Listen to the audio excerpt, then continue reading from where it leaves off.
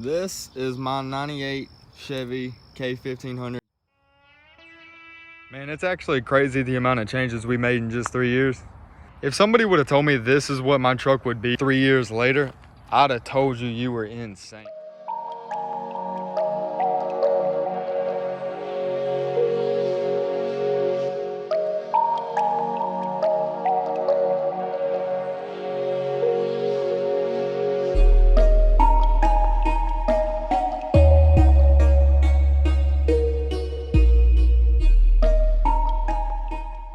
I had no idea this truck was gonna end up being at this level, but here we are, I guess. So basically for this video, I just wanna do a full walk around and tell y'all everything that I have done to the truck. Everything that's been done in the last year, which is actually a ton of stuff, but also everything that's been done to the truck beforehand. Just kind of do a full build overview. We're actually at Lifted Truck Nationals in Branson, Missouri right now. I wanna go ahead and start with pretty much everything that I know y'all don't care about, you know, basically all the small stuff. For one, it's got 5% tint all the way around, 35 on the windshield.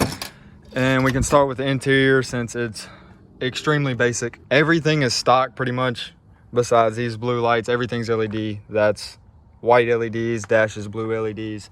I got a Pioneer double dent head unit, which I'll put in here to really help run these three 12-inch DDX Scars. I'm running a Scar 3500 watt monoblock on an excess power battery. Everything's running 0 gauge. I'm not gonna go into too much detail about the sound system. If you wanna hear it, I got plenty of other YouTube videos on that. Now, I haven't really done anything body-wise besides obviously LED tail lights, third brake light, and then I got a lot of stuff color matched, like the door handles, mirrors, tailgate handle. All these are brand new. Grills color matched, clears with aux beam LEDs, all LED blinkers, billet inserts, chrome bow tie, smooth front bumper, and smooth valence. Now, if you don't know, a couple months ago, this truck used to be on just a 6-inch rough country, these 26s and 40s.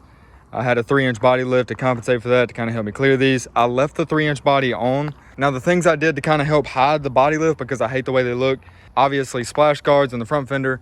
I got the gap guard in the back. I put these rough country steps on it to help hide the frame because they bolt to the pinch weld, so they sit up pretty high, a lot higher than your regular Nerf bars that everybody runs. In the back, besides the tail lights and everything, everything's basically stock, besides I got the brake light strip and pods in the bumper. I got the bed fully Line-X'd. Now, as far as underglow and everything, we have 4 wheel lights, just single row white LED. Those are from Oracle. I also have 1 white rock light in each fender well, 2 red rock lights in each fender well, and I have 12 white rock lights scattered throughout the underside of the truck.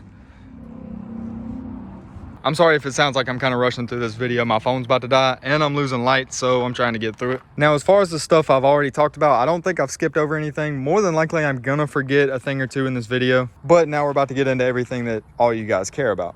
So a little less than a month ago, I finally put my 15-inch FTS on. Everything is powder coated in lollipop red. I got FTS's chrome reservoir shocks front and rear, even though it's pointless because all 4 of these shocks are about to get ripped out because the back is getting 4-linked and the front is getting a dual shock coupe. So these shocks are too long. I got to get 4 shorter ones. So that was just pointless, but I wanted to get the best shocks I could for LTN. Everything was 100% bolt up. I've got videos on putting the lift on. So if you want to see a more comprehensive video of the lift and everything and all the parts I used, I've got videos about all of that. So any questions you have or anything you want to know, more than likely it's going to be answered in those previous videos. Like I said, I did leave the body lift on top of the 15-inch FTS. So right now we're sitting at about 18.5 inches of total lift. And the reason I did that was so that I could clear these 44-inch Boggers. They're 44 1950s. For a 26, these are 26 by 14 American Force Dracos. Now, this truck does tote these wheels and tires pretty good because, like I said, I used to run 40s. So I already have the rear end re-geared to 48s. So it does drive pretty decently. It does need a little bit more, so I am going 513s. This front diff has already been stripped down and powder coated. And after I got it powder coated, I had it rebuilt with all new bearings and seals and a set of 513s because that's the highest gear ratio I can run in this front diff. So that's done. All I have to do is, for one, not put it in four-wheel drive right now so I don't grenade my transfer case.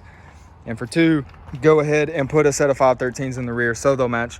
The reason I haven't done that yet, and the reason nothing back here is powder coated, for a lot of people that are wondering, they're wondering why, you know, I powder coated everything torsion bars forward and then kind of skipped out on the back besides a couple things back here. The reason for that is because this rear end is getting stripped out, getting completely stripped down to a shell. it's going to get powder coated in the same color after the truss is welded on for my 4-link. I'm planning on taking these leaf springs out and these shocks, 4-link in the rear with coilovers mounted right here. I think I'm gonna go Fox, but I'm not 100% sure yet. We'll have to see, because I know Fox is really hard to get right now. So after all that's powder coated and everything's mocked up, this is getting rebuilt with 513s, and then I shouldn't have any problem turning these 44s. Also, when that happens, the rear end of this truck is getting a disc brake swap, because these drum brakes are just not cutting it, even though I just rebuilt these drum brakes before I left for this show. Now, as far as exhaust, there's not really too much I want to talk about with that right now, because it's just temporary. I had no cats to an X-pipe to 2 5-inch tips, 45'd out right here, but I ended up having to cut all that off because of the lift. It was hitting the leaf springs right here, and it was blocking my rock light I just put in right above the rear diff, so I just cut it off back there. I'm ripping everything out and redoing it from manifolds back. Everything's getting redone. It's getting a set of long tubes. Now, the biggest question everybody keeps asking me constantly is why I chose to do a 15-inch FTS over a solid axle swap, and I'm about to tell you why.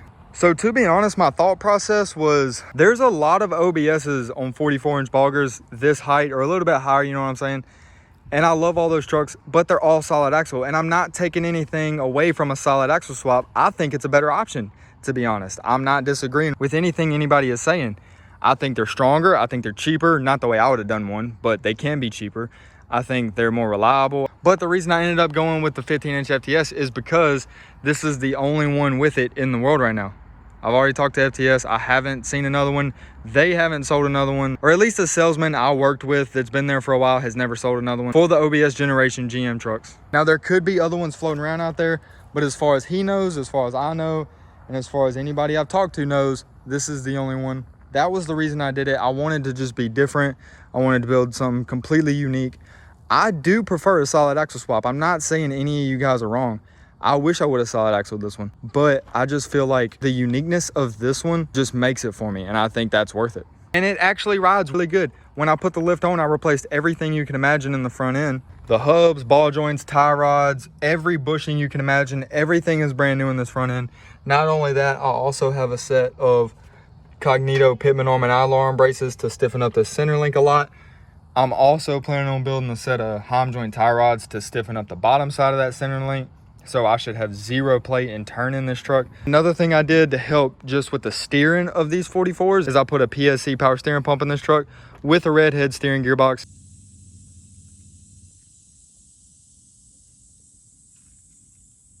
I didn't just get red head stock 15-to-1 ratio. I got their 18-to-1 ratio, which I was wrong in my previous video where I was talking about it. I thought it was going to give me more turns to get lock to lock, but it actually gives me less. And I don't understand that, but it works. I can tell you that, because 9 times out of 10, I can turn these 44s lock to lock sitting still, which is absolutely insane. That power steering pump and gearbox is definitely putting in work, and it was definitely worth it.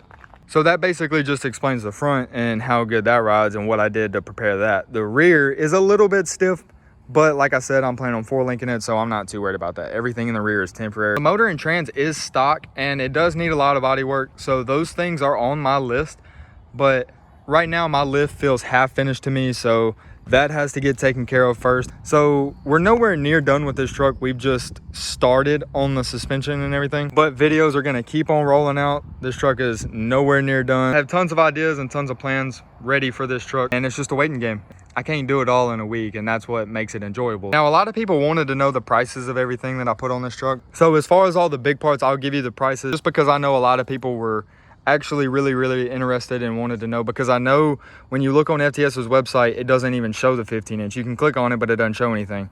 So a lot of people thought it was discontinued. It's actually not. I called FTS, and that's how I got it. So as far as the actual FTS lift, now I can't tell you the exact price of every option on this lift you can choose, which is basically just the different shocks you want. But I can tell you this lift, bare metal with a full set of chrome reservoir shocks, was just under 11,000. I think it was 10,600. Now, as far as the powder coat, you can see everything I have powder coated on the truck, just like 3 or 4 things in the back, and then everything torsion bars forward.